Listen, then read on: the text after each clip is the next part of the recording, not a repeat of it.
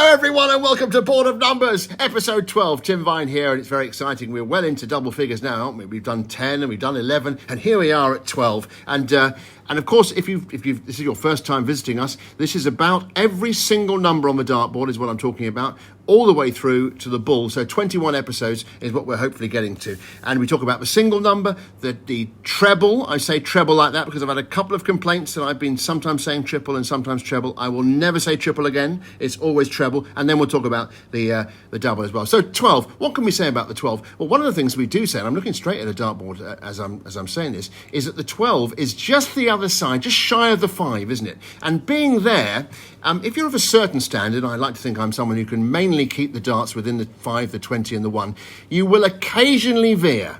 And if you occasionally veer, you could hit with your first dart, for example, while going for treble 20, treble 12. You could do the other thing, the other side, with treble 18 as well. Now, I'm not someone who raises a hand and says, sorry about that. I always like that.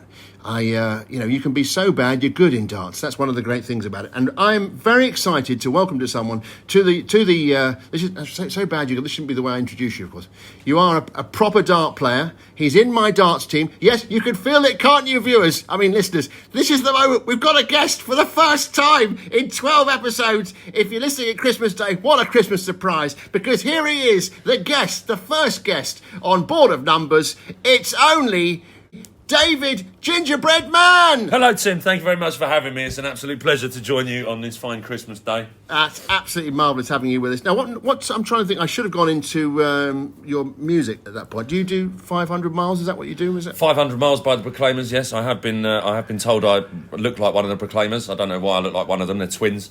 And you've got hair. And I have got hair. Yes. Do they have hair? I can't remember now. They have hair. It's of a ginger persuasion, as is mine. Hence the similarity there. Well, it's fantastic. Now, look, we're talking about different numbers, and today we're talking about the number 12. You are a very good dart player, Thank David, you very much. And I've already told these people in a previous episode about the 154 you did against me. Yes. We've talked about you, and I don't know whether you've listened to these episodes. Your name has come up. I talked about the fact that David Mann is also a character name in Duel.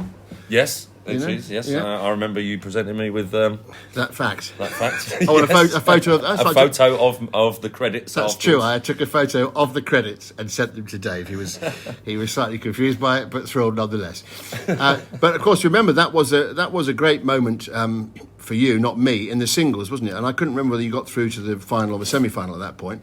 But I was on double 6. I'm just recapping something I've said in a previous episode. I was on double 6. I threw outside with my first dart, hit the single 6. I had one dart in my hand for double 3. You were sitting on 154. I thought to myself, he probably won't get it. So I bust. I didn't go for the double 3. And you took out the 154, didn't you? Yes, well, therein lies the lesson. If your opponent is on a finish, no matter how unlikely, always, if you have a dart to win the game, use it or go for it. Are you telling me that if the boot were on the other foot in that particular match and you had an exact same situation, one dart in the hand, and I was on 154, you'd go for the double 3? Absolutely, because I give you all the credit that you warrant, Tim. That's exactly what I'm saying. And it is exactly that attitude that means that David's a friend of mine. Now let's talk about the single 12. The single 12, of course, as I do have a sip of your beer. You went for it and then stopped. Well, thank you. The single 12 is used only a handful of times, I would say. And tell me, please, Dave, if you can think of any others. 52, 12 double 20, 44, 12 double 16, 48, 12 double, occasionally double 18. That's quite a rare one if someone wants to split the shot. That may be 48, 12 double 18. Not that much, I mean, is it? it's obviously it's a matter of preference because people like leaving different. What do you do on 52? Doubles. On 52, I would go for 12 double 20. Yeah. Because although a lot of people would say go for 20 to leave double 16, you can bust by hitting the treble 20 if you go that way. Whereas if you hit a treble 12, you can't bust. You still leave a finish. And you leave a nice finish as well. Double 8. Exactly. Which is actually a nice one. Yeah, you're right. I don't think I'd fully thought that through. And this is why we've been longing to have guests, isn't it, listeners? To have someone with an actual expert view on these things. And similarly with 44, would you go 12 double 16? Would I go 12 double 16? I get the feeling you like tops, actually. You're quite a tall person, which they can't see, and I don't know whether that helps. I do like tops. I know I like tops or double 16 if I have a choice of leaving myself a finish, but it always depends. I don't actually mind double 12 because being left-handed, a lot of right-handed players like 36, but I don't mind the 24 either. Yeah, I know we've gone away from the subject. We have of the slightly, single 12. exactly. We've moved off the single a bit early there. We'll get to double in a moment. Well, while we're talking about doubles, I do remember you once saying to me, I think I said to you, I find with double 10 sometimes I can't stop hitting it, and other times I just can't hit it for love nor money. And you looked at me and you said, I always remember this. You said, same. And I always remember thinking, oh, good, I'm not the only one. Okay, yeah. Let's move on to treble 12. Again, treble 12, because we're not in the high trebles yet. And I've been talking to the viewers here about the fact that there are 6 trebles on the board that are not aimed for deliberately in a pro game. And that's 1 through to, treble 1, 2, 3, 4, 5, and 6. 7, I've seen James Wade go for that when he was on 61, went treble 7, double top. So that would count as one you do go for. So, but 12, a little bit the same. Not often gone for. Not often. One example where I would definitely go for it would be if I was on 72, because then 36 leaves 36, but if you miss the treble and hit the single 12, then you've got 60 left, which is 20 tops. Yes, so, in fact, that's probably the main... probably the one time where I would always go for the treble 12. The other candidate would be 76, but it's not wise, I suppose, is it? Because if you hit the 12, you're only left with another single for the bull, the 14 for the bull, as opposed to if you're going for 76 and you go for treble 20 and you hit for 20, then you've got a 16, another single for tops. But also with 76, I think 60 double 8 is a much more... enjoyable shot? Because you throw 95% of your darts at a treble 20, so it makes sense to go that way because the percentages say that you've got more chance of getting it, I suppose. Yes. You throw 95% of your darts at treble 20. You're a good player, aren't you?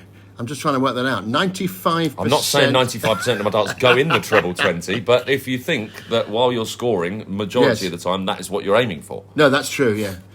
Every now and again, I'm just reminded, and I'm sure the listeners are, what a thrill it is to have someone else's voice here other than just mine, because here we are, episode 12, and as I say, if it's Christmas Day with you, Merry Christmas once again, because this is a special treat to have. Merry Christmas, everybody. That's right, to have David Gingerbread Man with us.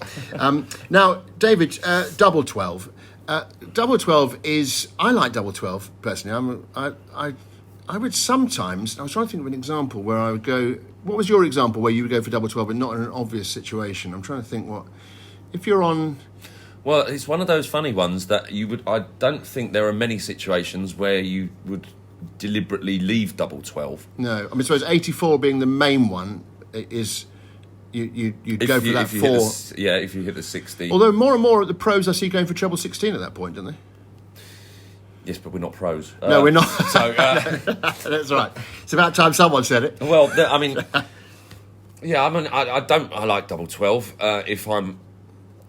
Quite often you might find yourself left it awkwardly if you're in a pairs game, for instance, yes. and your opponent might leave you something that you wouldn't normally leave yourself. No. And in that instance... I don't mind the double 12. What I don't like about double 12 is if I miss it and hit a single 12, because then you've got the nasty double 6. And you don't like double 6? No. I like double 6. The only thing I don't like about double 6 is the road you're on. Well, yes. On the way to 3 and 1, then it can one get double horrible, 1. Yes. Yeah. But in fact, I would say I like double 6 almost more than I went through a period when I was younger of loving double 11 as well.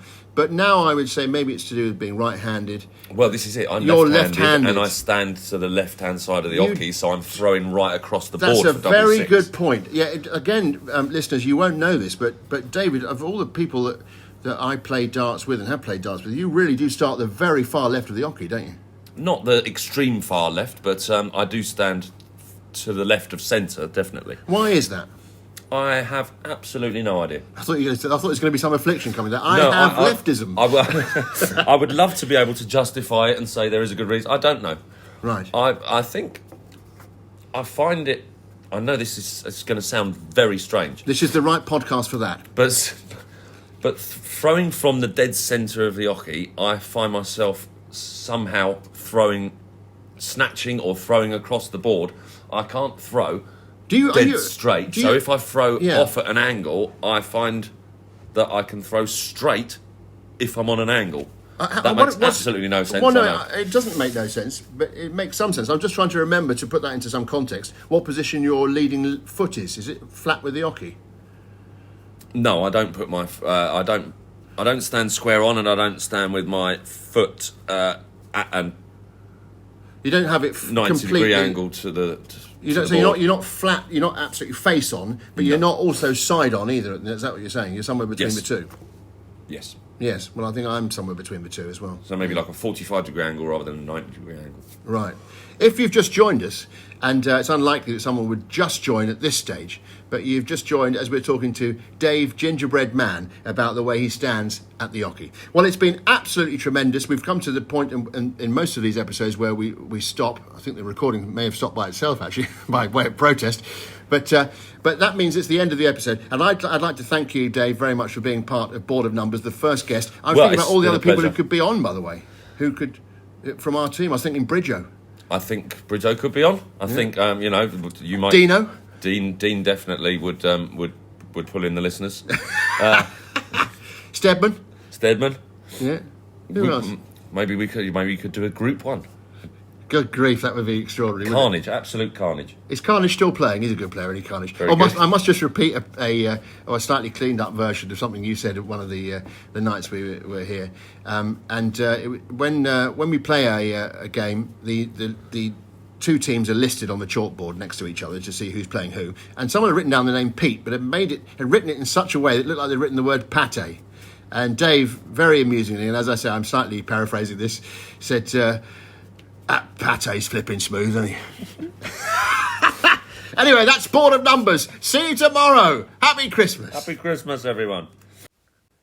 Hello, everyone. This is Tim Vine speaking to you after David has left. I think in the excitement of having our first ever guest here on Board of Numbers, I forgot to mention some other things about 12. For example, the finish 78 can be done treble 18, double 12. Now, we never mentioned that, and that is the way the pro would go, treble 18, double 12. Because if you miss the treble 18, you've got the single 18, then you can go single 20 for double 20.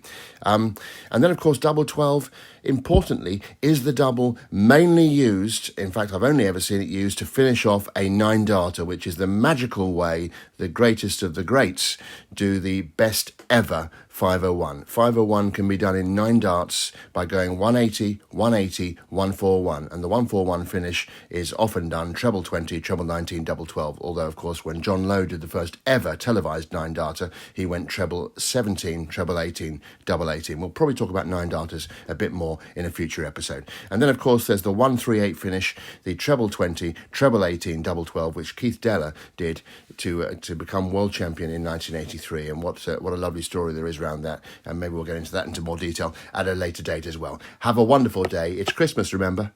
Enjoy yourselves. See you tomorrow.